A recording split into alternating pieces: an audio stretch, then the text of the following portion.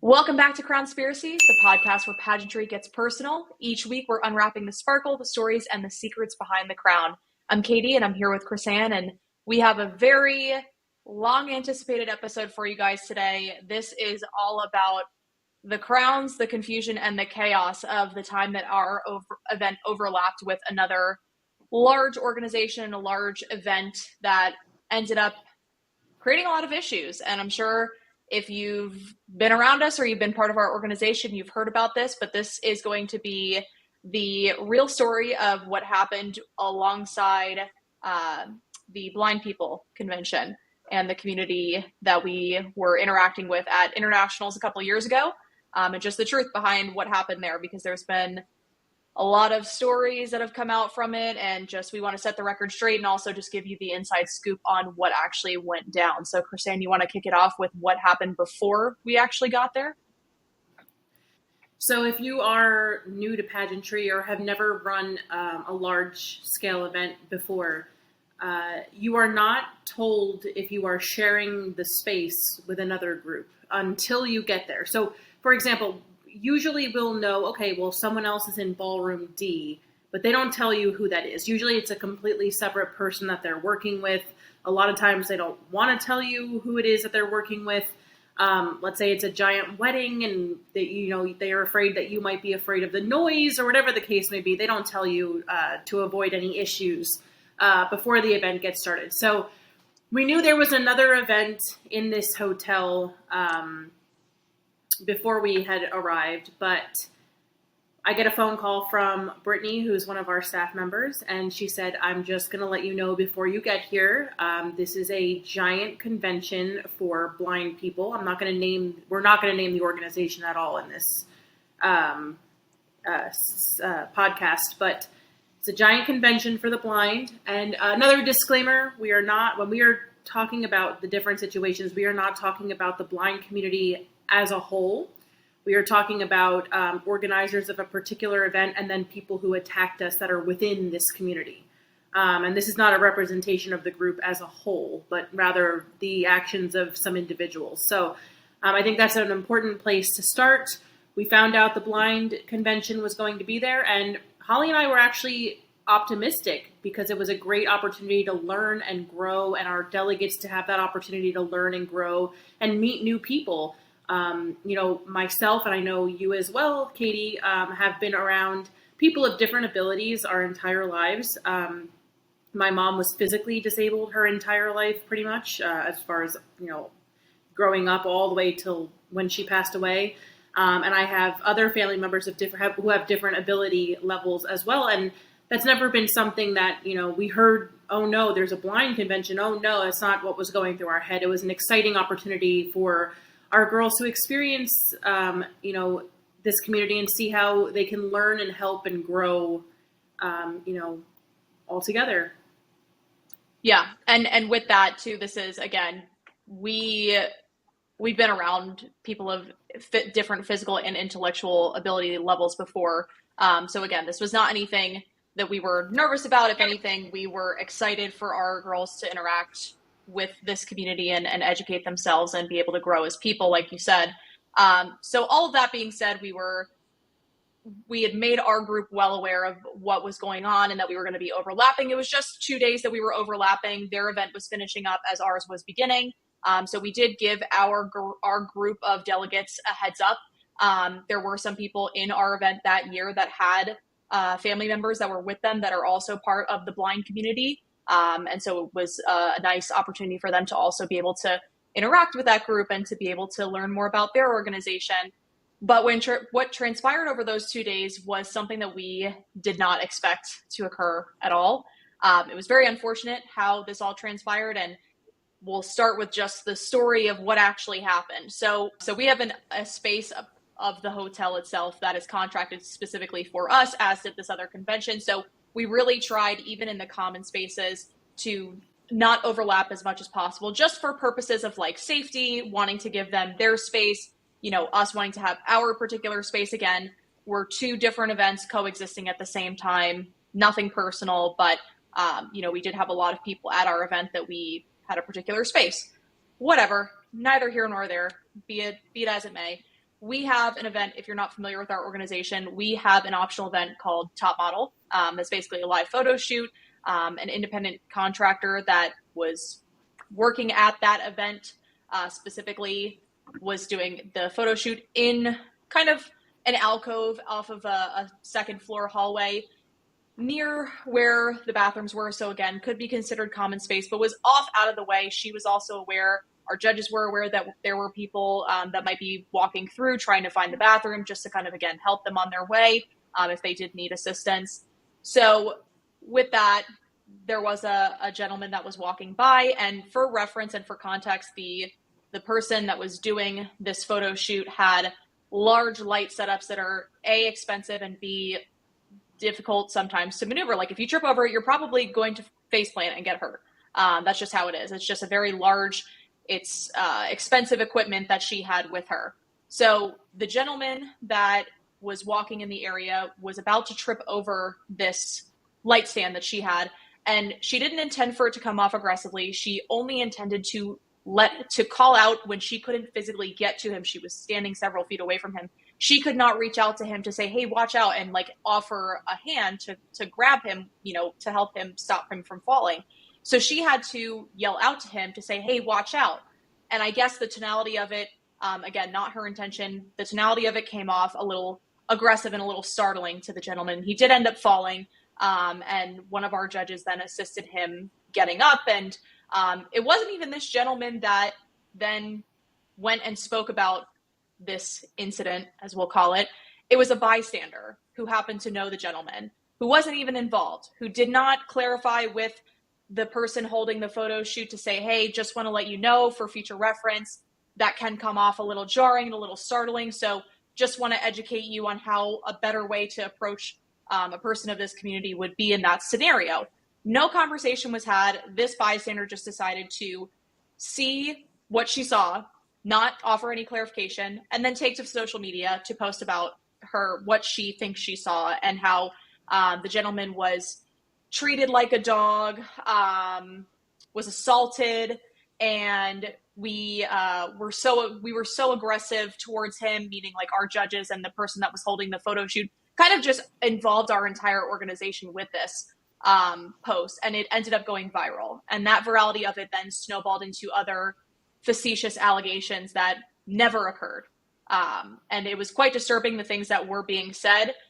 So yeah, that's the real story of what happened, which is nothing. It was a misunderstanding. It came off a little aggressive. That was not the intention of the person that was involved in this incident. It was solely just a matter of trying to be helpful that came out the wrong way. We're all human. She did not have any ill intent. She herself also has had family members and experiences with people of different ability levels, not speaking for her, but just knowing this person, we do know that is not ever her intention. So from there, it was just kind of the snowball effect that turned really ugly. The second post, the first post on social media was obviously exaggerated, and that is a problem all in itself. Again, this goes back to what they call rage bait. I really think that some people post things solely for the reaction they think it's going to get on social media. And that is exactly what happened in this situation. So if I was an outsider, and this is a lot of where the negativity came from, if I was an outsider and I read this, I would be outraged too. However, the person who originated the post and then the second post, it was all fabricated. So now here we go with posting things because she got attention the first time to then posting the second round of lies. The issue now comes in because that post did go viral. Holly and I, our queens, our state queens competing in delegates, our staff, were then receiving threatening emails, text messages, calls, social media posts, DMs, comments, like disgusting and threatening. It got to the point where they started threatening the children who were involved in the organization. And that's when we obviously had hotel, looped them in. When this all first started, the first post, I went to one of the organizers at the other event, the convention, we'll just call it. And I said, here's this post that this person did. It's not true. You can go and check all the hotel security footage. What she's claiming is not true or accurate. Can you have a conversation? The person at the event was like, oh, I know this person. Wow, that's a really bad post. I'm like, yeah, we would just love for it to, die here so that it doesn't continue to snowball. And she was like, understood. Everyone's been great. Like the whole week we had been getting compliments, and I'm talking our hotel host, the person in charge of the hotel itself, the other people from the convention. There were videos going viral for positive reasons online of the girls helping out. Because here's the problem with the hotel not being genuinely with the hotel not being set up specifically for a convention for the blind. Sighted staff was definitely needed because, for example, people were going up and down the wrong escalators. There were people getting injured. Someone fell in the crosswalk in the middle of the street. The guide dogs were relieving themselves all over the carpets. People were walking into walls and displays, and they were getting lost. I had to help one myself personally. One person who was visibly like shaken up, and I'm like, listen, you never touch anyone without their consent.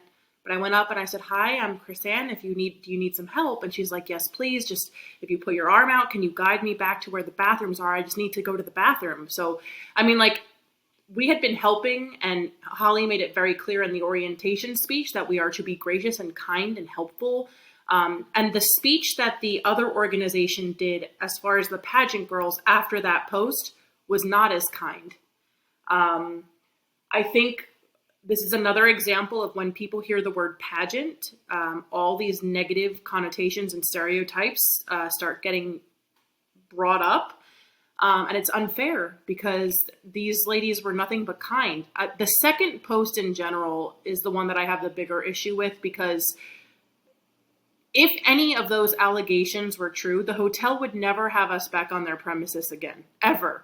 And we not only had another event there, but we're scheduled for the next 3 years. That contract would have been severed if any of those accusations were true. And shame on the people a lot of the people that we were getting phone calls and messages and things from weren't even at the convention. These are people who were just on the bandwagon. That was what I was just going to say. That was the problem that I had. The biggest issue that I had was that I would say 99% of these people, if not 100% of these people that were commenting and sharing these allegations in the comments of things that supposedly happened according to them, were not at this event in the flesh. They were not there. They were people that were hearing. And again, like you said, if this was me looking at this from the other perspective, and if I was in their shoes and I did not have the context or was not at this event of what happened, I absolutely would be outraged, but it goes to a point of I'm not going around threatening to incite violence, especially against children. That's where you have to draw the line. Kids are absolutely off limits, regardless of what you're hearing, what you're feeling. That's a no-no. That is an absolute no-no. That child had nothing to do with it. This was an interaction between adults. And where the comments of violence towards the children started really was from these facetious allegations that were being made up in the comments and then being shared, and then people were sharing them as full posts. Like, it was just absolutely wild, the lengths that these grown adults were going to. And you would think that as a community that has, I would probably say pretty confidently, have experienced some type of discrimination in their life, would not go as far as discriminating against someone that they did not also know, or a group that they were not also educated on. So that's the shameful part, is that we were giving a lot of grace. And even after the fact, I mean, even after this whole post went viral, there were still people in the elevator asking, me, oh, are you with the convention? No, I'm with the pageant. Some people were then really, most people were still really graceful after that. What's going on today? What events are left? When did they find out who wins? Like, a lot of people that were physically there were very nice. And because they knew and saw the positive interactions that were happening with our girls and the rest of this community, and the keyboard warriors at home were the ones that were inciting violence and threatening to call the local, bring them. bring the local news. We're happy to clear up the story here because we would never want that to be the reputation of our organization, number one, and the reputation of pageant women everywhere, number two. Because that's just disgusting. And if you know us, you know that we don't tolerate we have a zero tolerance policy for bullying. We had people, because the other issue was that these comments and these allegations kept coming back to religion. And they kept coming back to saying, one instance was that, again, this was a story that was made up. It never happened. That a contestant of ours went into the Muslim prayer room and stripped down naked and looked at one of the men and said, "Don't you want to bleep me?" That never happened. We had people of the Muslim religion competing that year, as we have had years before. So the fact that it kept coming back to religious discrimination was also where I had an issue, because it kept harping on the same group. It was like once one person started in on discriminating, saying we were discriminating against the Muslim community or the Muslim religion, it just snowballed of like, yeah, I heard that too. Oh yeah, this happened. No, it didn't. It never happened, because first of all, there's no proof. There's nothing on the recording. One person said they had a video, and we were like, okay, awesome. Send it over to us. We need to address this immediately, because if there is proof that somebody actually displayed this type of heinous behavior, we're disqualifying them immediately. We put that in the email that we got, where this person claimed that they had a video of this person barking at the community of blind people that were sitting at the group of blind people that were sitting like at the pool or something. They said that our girls were barking at them and they had a video of it. Great. Send it on over, because whoever did that, if it actually did happen, would never be invited back to our organization. They would have been disqualified immediately. So that was the issue that I had, was just constantly coming back to the religion thing, and then also with that, then inciting violence against kids. And the other thing that was really frustrating, that year was a rough year for all of us, as it was. My disabled mother had passed away suddenly, literally less than 2 weeks before the event started. And I bring this up again because I understand what it is to live with, help, and be the primary caregiver of someone with physical limitations. It was like we were getting attacked. Like, it was like we had that. Obviously, everyone is in the state of mind from that. And then we're dealing with this and the backlash of things that weren't even true. And now we have people gossiping online about things that are horrendous, and we're being like physically attacked and threatened. Like, the kids were threatened. The organization was threatened. I've never in my life been in a situation where it was really, really bad. Like, I was really nervous for the event to continue. I'm glad that the hotel stepped up and provided extra security for us, which was great. But there was one email, or I'm sorry, it was a phone call. There was one phone call. I lose track because of how many we received of all of these different things. But there was one phone call that the tone was a little different from all of the others. It was a voicemail, and it said, listen, I'm hearing some pretty horrendous things online. However, I do know that there are two sides to every story, and I would love to get your side. And Holly was like, you know what? I'm going to give this person a call back. So she did, and explained the entire situation. And the man said, well, I'm going to just enlighten you of the group that you're there with, and the organizers and what's going on with them. So he's like, please Google them, and there's certain things that you can Google along with the name of the organization. And basically what had popped up was, and it wasn't even allegations, they're convictions of sexual assault. So basically there were 60 something counts of sexual assault that were happening within this and being pushed under the rug by the president of the organization. So I was like, well, that's great to know that we're sharing an event space with minors and people. And here's my thing. The most heinous part of all of this is that these conventions and these organizations can be such a great tool for people, especially because blindness is on a spectrum. So basically you could be born blind, or it could be something that happens along the course of your life, either gradual or right away. And you don't know when that is going to happen, right? So these conventions are set up where they'll teach you how to, use your seeing eye dog, and they'll teach you how to read Braille, and they'll teach you self-defense classes. And there's so many different courses. The blind axe throwing, I cannot get behind, because if we have to have, they won't let us have cold sparklers. Blind axe throwing in the parking lot does not seem like an insurance. That's such an OSHA violation. I can't even get into it. That literally just is, there's so many red flags with that. And I would love to know how many people that had to go through to say, yes, axe throwing is the activity, the community bonding activity that we are going to choose for this particular community. I would love to know who got that approved. When Shannon and I heard it we were in the hallway, we were walking, and this was before all of the issues happened. And we're walking back to the office and we're, minding our own business. And we hear, because obviously they had their walking sticks. And so we knew they were part of what community they were part of. And they were talking to each other. And they're like, oh, tonight, don't forget axe throwing. Shannon and I, it was stopped in our tracks. And we're like, what did she say? Because I was like, there's no way. Again, it's just I was like, what? So we run and go tell Holly. I'm like, that can't be, this cannot be happening. Sure it's enough, insane. It's insane. But yeah, I mean, just finding out that we were sharing a space with people who have actually been convicted of such unspeakable things. I mean, we read some of those articles and it was horrifying to know who we were sharing the space with, especially being that we have a majority of our organization is minors. It was very unsettling. And so that was just kind of like the cherry on top of this entire situation in the worst way possible, because not only are we being attacked, we were trying to be gracious about clearing the air with this organization right when it happened, because that's what we're all about. We always aim to be transparent in every aspect of what we do and who we are. So we were trying to nip this in the bud immediately when it happened, to say, hey, this is actually what happened. This is getting very out of hand.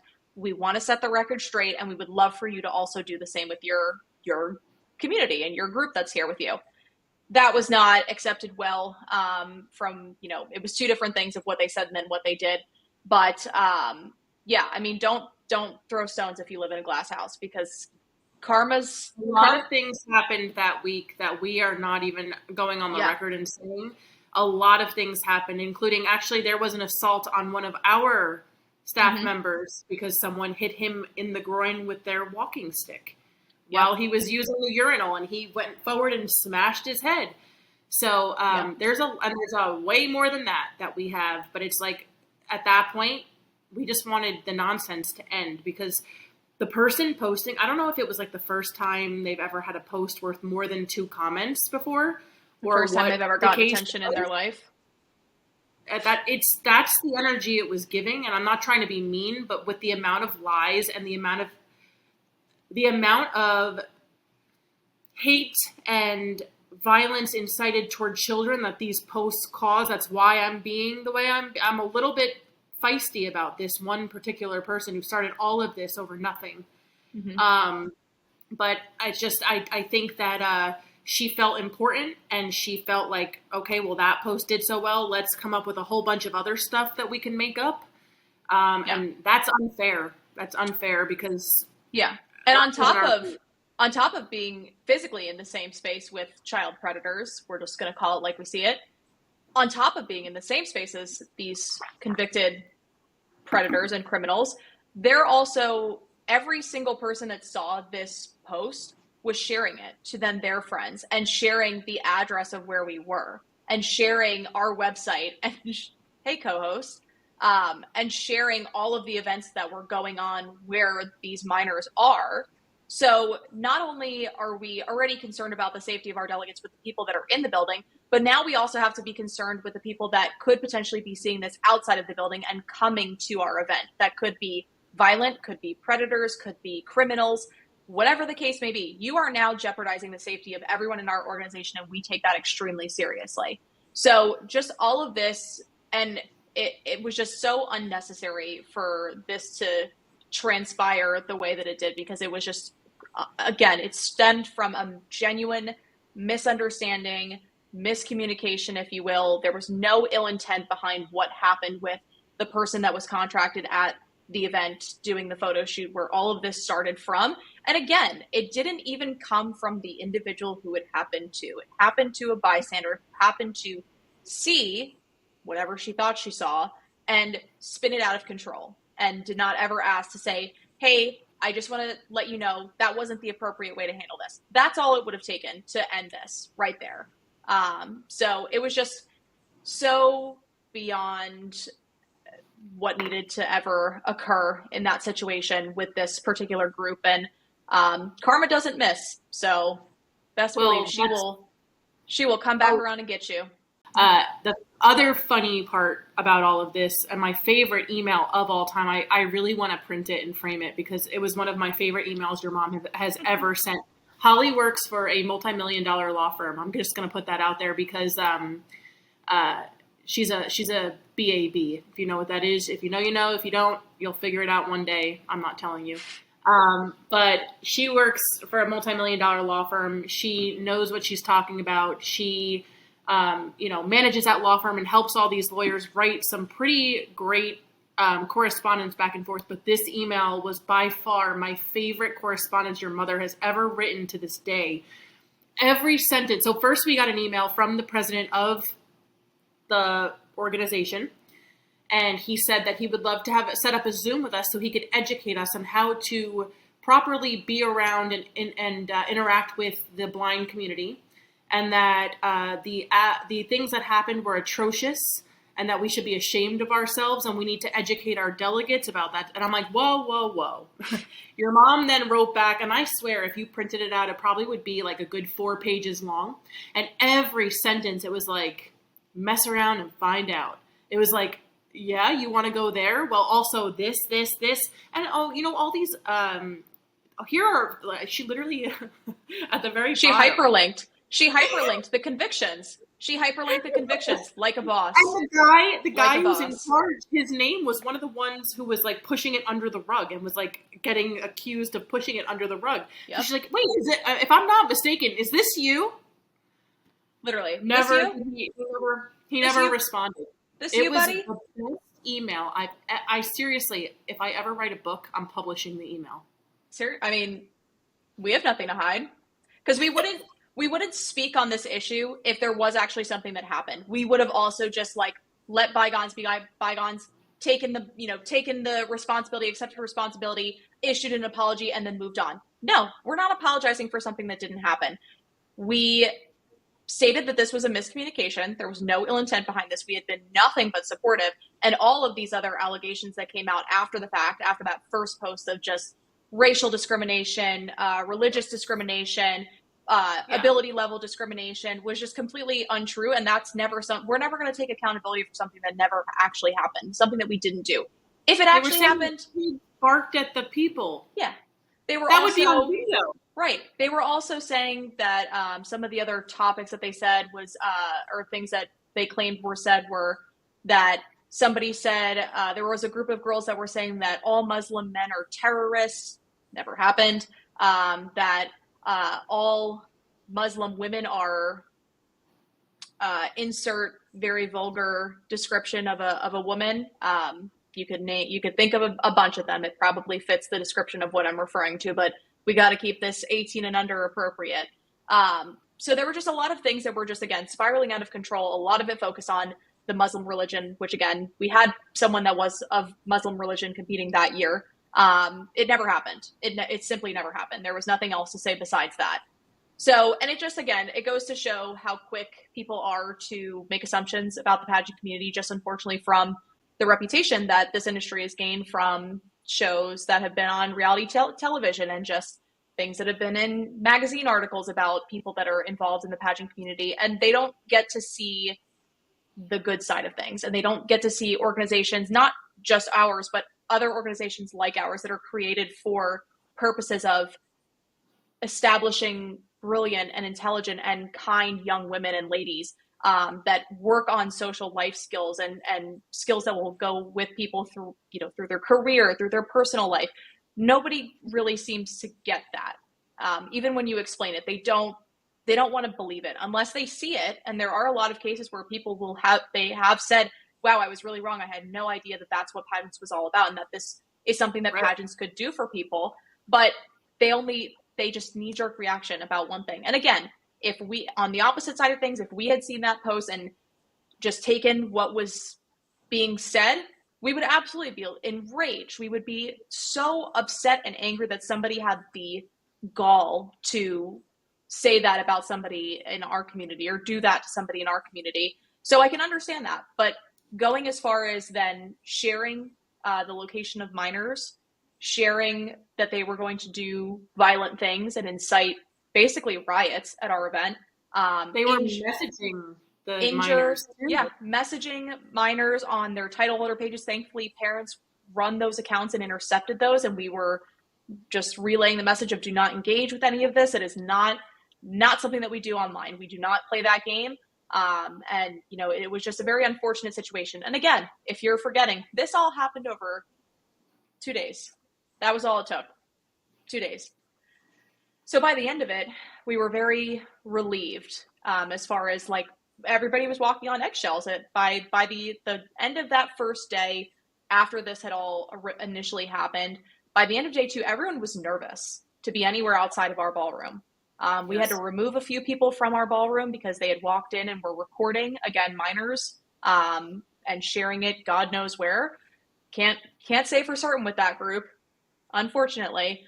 But yeah, I mean, everybody was just kind of walking on eggshells at that point, and they were nervous about things that they could do, because then we didn't want our girls to feel that they couldn't extend help to somebody that really did need it. Because again, a lot of the people, 99% of these people, I would say, were not at this event. They are not the ones that deserve to have the help revoked that they need from people that can and are willing and able to help, as far as our group. So that was one thing that we really emphasized of, listen, I understand everybody's kind of on edge right now. Nobody wants to be the subject matter of a viral Facebook post, but don't let it stop you from being a good person and doing what you know is right. And that was the message that we had for our girls. The other group can't speak for those weirdos. It but was the opposite from the other group. I mean, they were like, I know that we have to deal with these pageant people, and I know it's tough. I'm like, I'm telling you right now, the amount of people that I watched, again, the biggest thing that I saw, because that's really where I primarily was either people walking into things or going up the wrong escalator, which is super dangerous, especially sometimes they do have their, I don't know what it's called. That's why I keep calling it a walking stick. So I'm sorry, I don't know what it's called, but it's for them to be able to, sense their surroundings, and they would go up the wrong escalator and fall, or sometimes articles of clothing would get sucked into the escalator. And then that one instance that my one staff member saw, when the person fell and face planted in the middle of the street. Like, if it weren't for people that like took the time to stop and help, there would have been a lot more injuries and incidents. A lot more, yes, it would have went viral for a completely different reason. Yeah. So if you've been anticipating the real story of what happened, there you have it. It all stemmed from a misunderstanding that occurred, and it spiraled into something that was completely fabricated, untrue, you name it. Every synonym that you can think of for false is what you can label that as. And again, that organization that we are not naming for legal purposes and just to avoid any further conflict, since it's been quiet ever since, and the dust has settled there. They should practice what they preach as far as being accepting and uplifting of others, and should really, really watch for where Miss Karma is going to get them, because in the end, that's what's going to happen. They should really focus on the safety of these individuals, because there are a lot of people who rely on these resources to help them with their everyday lives and to help better their lives and to help, understand things or learn things or whatever the case may be, the reason why they're going to these conventions, even that sense of community. Yep. So maybe it's time to clean up some leadership and, really put the safety of these individuals at the forefront of what they're doing. And when we say clean house, don't be cleaning like your mom's coming home in 15 minutes and you forgot to clean up. Don't be sweeping it under the rug, babe. Get rid of it. That president needs to go. Apparently, he's already in several articles. Just Google him. Yep. Give it a Goog if you know who it is. But yeah, on a positive note, a crown her moment during that week to anyone and everyone from our organization that helped out with everyone in the community and assisting people with getting to different places. So we'll put a little crown here for your crown her moment. And if you have a story to share, either about that week or an incident that occurred, God, I hope nobody else has the same story to tell about an incident that occurred if two of events overlapped elsewhere. But if you do happen to have one, make sure to submit it to crowconspiracies@gmail.com. We'd love to hear from you. We'd love to share it on the pod. But yeah, Chrisanne, you got anything else? No, I just think, again, I think you made the right point of pointing out the fact that we are so proud of how our delegates handled it. We got so many compliments from hotel staff and from random people because they saw how even the little ones were helping out complete strangers, and that's what it's all about. That is the core of what pageantry is. So regardless, don't let a few bad apples ruin who you are to your core. And we're very proud of you. We're very proud of how everyone handled that situation. That might have been the most difficult thing we've ever had happen to us while being involved with International United Miss. And we came out on the other side strong because we have nothing to hide and we stand true in our integrity. 10 toes down, always. But all right, well, that's been another episode. Thanks for tuning into Crownspiracies, where every crown has a story. We'll see you next week under the lights.